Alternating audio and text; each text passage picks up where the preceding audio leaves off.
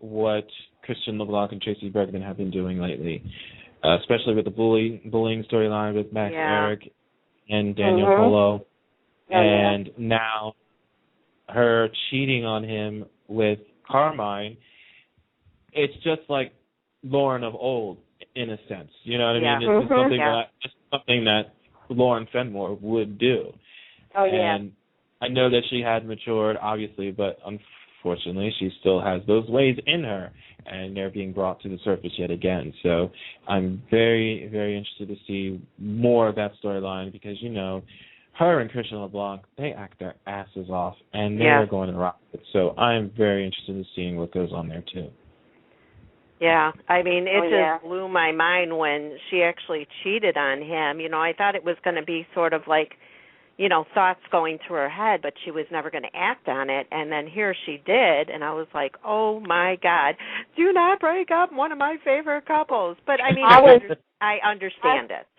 I so did not see that coming at all.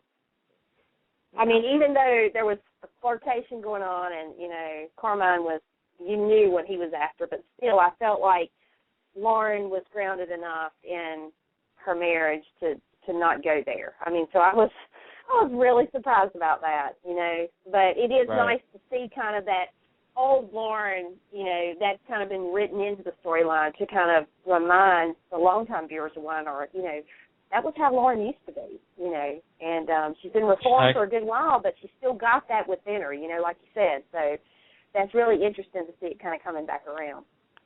This is the same woman who sent Brad to the hospital after having a heart attack. I mean, come on. Yeah, and she was a bully herself, so. She was a bully. She was a bully. Well, what storyline would you like to see go bye-bye? Well, the Adriana story kind of ended, so I can't really say that. Can't really say that. But a story I'd like to see go away. I haven't really seen Avery cooking lately.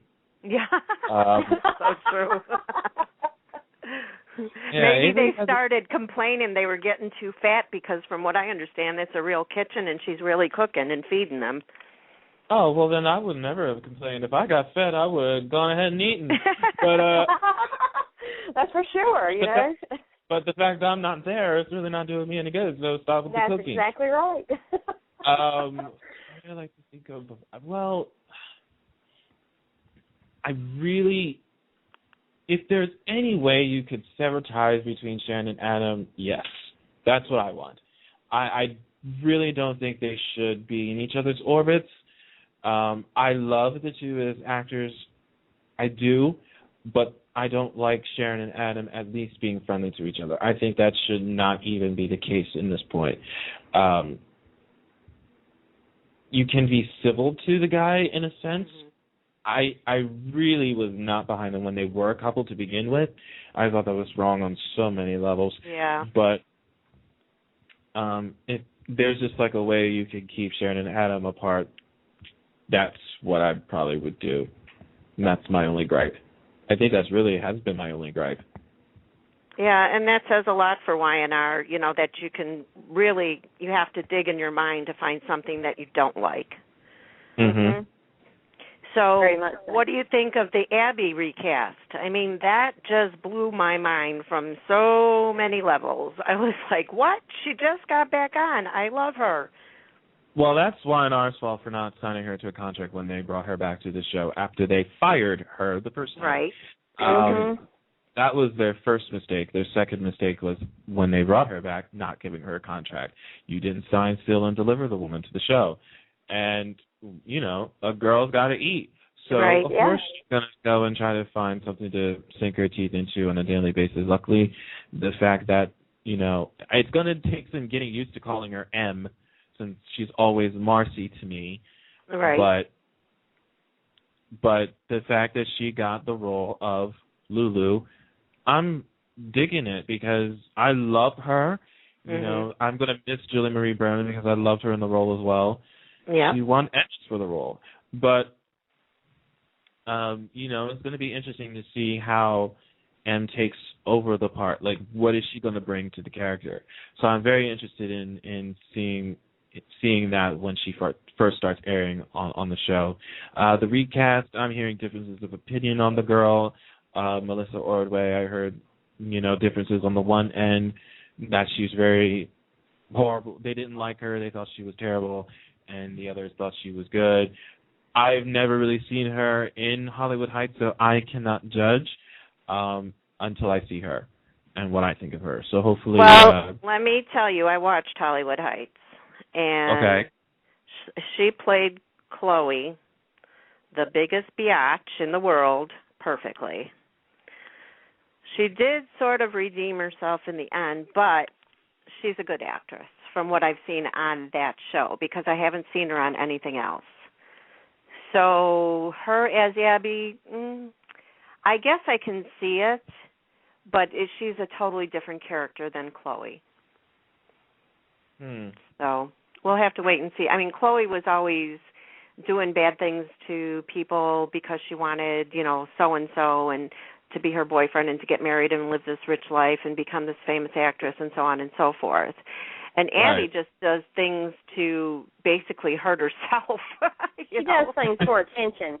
Yeah. That's what Abby does. Yeah. She does things for attention. So, but, it sounds like she will be very good in that role, but even though I'm actually starting to watch General Hospital just because of all the actors that I remember being on there, even though I didn't watch it, but I knew who they were. But I'm really excited to see what she's going to do in the role of Lulu over there. Because she is such a spitfire when she performs, and I just love her energy, and I think she'll take that to any role she's in. So it's going to be really interesting to watch her in transition into that. Yeah, I couldn't agree more. And we wish Julie Berman, of course, the best in what she moves on to, because she's a great actress. So I have no doubt that she'll end up somewhere else or in something new. Isn't it prime time? Like people are auditioning right now for primetime shows, or is that part over? I think they still are. I think so. Yeah, well, maybe she's doing some of that. So wish her all the best. On Bold and the Beautiful. Oh, Go ahead. God. Go ahead. Oh, my God. Hope, Lee and Steffi. Hope, Lee and Steffi. Hope, Lee and Steffi. It is my least favorite soap on air right now. I can't take much more. This whole resurrection they're trying to do, the whole Brooke, Ridge, Taylor storyline, resurrection. Oh, don't get me started on Pay Tramp either. My gosh. It's like, please, this is not the first time around, folks. It's not working. It's Liam Chews, and now he's chose because she's pregnant. It's like, please, I can't even go there. It's just it just runs all over me. And like I said, don't get me started on Tay Tramp, because Tay Tramp getting in bed with Eric, I'm just like, no, that is, to me, I could take Victor and Sharon any day over this whole deal with Eric and Taylor. That is just it's just not working. I can't watch that soap right now. They got to do something better than what they're doing. It's lost its luster with me. I'm just, because I could not watch it for 6 months, turn it on, it's going to be the same stuff. And it's like, wow, I've not missed a thing, And, and it's just not enough for me. It's just too, you got the one or two storylines that are so dominant. But I am very happy, and Pam and I were just talking about this the other day, I am so happy that, Texas Battle and Crystal and Lloyd, they've had, a storyline, and I hope that continues to evolve now that they've brought in, the other characters that were on VELL, now they're working back together again on Bold and the Beautiful. So I'm really happy to see that happening. Because it's given us something different to watch on that soap, for one thing, So that I'm very, very good move on B&B's part. Well, Stephanie's been gone I have no for a other minute. opinion. Mm-hmm. Yeah, I had no other opinion. Yeah. Yeah, that's what's killing me. I could even take the three-way between Liam and Steffi and Hope before I can with watching Taylor and Eric, because it's just wrong. Brooke and Eric, yes. Brooke and Eric, yes. Taylor and Eric, no. No. That is, I don't know what was going on the day they decided that was going to be a great storyline to write, because it just ain't happening. And poor Stephanie, she's just rolled in her grave how many times now? I mean, come on. You know, to go to great lengths to, you know, when Susan Flannery decided to leave that show, and to write that storyline with such perfection and such moving, touching dialogue, and just watching it to the very end, the way they sent her off, it was Emmy-worthy. And then to have in less than 6 months' time after the fact, not even that long, to have this going on is just, I mean, it's just, I can't even deal with that. It's like, no way. Have we forgotten already? And it's just such a disservice in a way for me to the character, because it's almost like after, you know, Ron Moss and Susan left, there's really nothing left to write. And so, yeah, it's just, it's like moving on, you know? Right. Well, how much time do you give it before Brooke and Don Diamant's character get together? Tomorrow, yeah. Yeah. Yeah. While it's not on, they're probably getting busy right now over the weekend and come back one day and be like, you know, I'm serious. Tomorrow, I mean, Brooke and Bill are so wrong. It's right. You know, it's just the way it is, and I like them. I do too. I honestly, I don't think there's ever been a Brooke relationship I hated. Yeah. No, I agree. not really. I think it's with Katie holding back and trying to work on her marriage. She's all dedicated to the baby. And the last I saw of B&B, Bill was asking her to go out and saying, "Hey, we're still a couple. We're not only just parents, So that was the last I saw of it, and then of him thinking about Brooke again. So yeah, I know it's going down that road. Right. And I think that takes care. Oh no, one other thing. Okay, Rick did everything possible to get Caroline, and now he's snooping after Maya. I saw that. With her big hair and all. Yeah.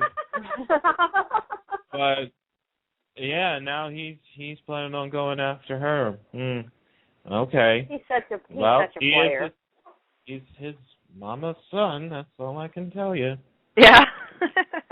Well, last I saw, he was in the restaurant talking to Maya, and then Caroline walked in, which I hadn't seen her for quite a while that I can think of. I mean, the last time might have been, like, not too long after she fell off the terrace. Oh, yeah. That was a nice day. Yeah.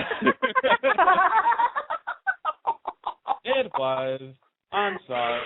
I'm not Carolyn, and I'm not. So I was just like, oh, yeah, thank you. At least you did something correctly. I didn't think she was going to come back alive either. I thought that was going to be the end of her, but yeah. I was upset. Yeah. I was upset that she came back. Well, we're going to move up the channel now, and we're going to go to NBC, and we're going to talk about Days. So hit it. I am finally back in love with the show. Thank you. Blake Barrett's, it's funny, I actually talked to him yesterday, and we did like a quick little interview and everything, and I completely just told him, you are a douchebag. Yeah. Your character is a douchebag, but I am totally digging it. There was the line that he said to Will on the air show that was Wednesday about how if you wanted to love something, get a dog. Yes. I said I almost dropped my laptop when he said that line because I was cracking up. I was dying. And I almost dropped the laptop, and I was like, yep, that happened. Yeah. I said, your character the character